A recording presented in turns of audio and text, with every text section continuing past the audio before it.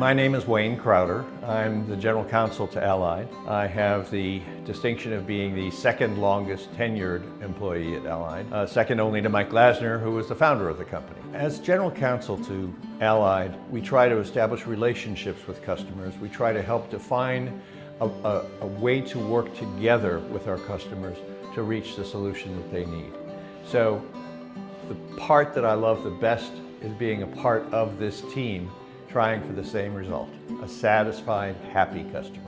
Allied is unique in many regards. When you say industry, I broaden that and say I work with a number of companies over the years, and in most cases, companies try to take the superior position to their clients and customers. They want to be in control, they want to be in charge. Allied wants to partner with their customers. Obviously, I would not have stayed with Allied if I didn't consider it to be one of the finest opportunities to work with some of the finest people in the country and likely the world.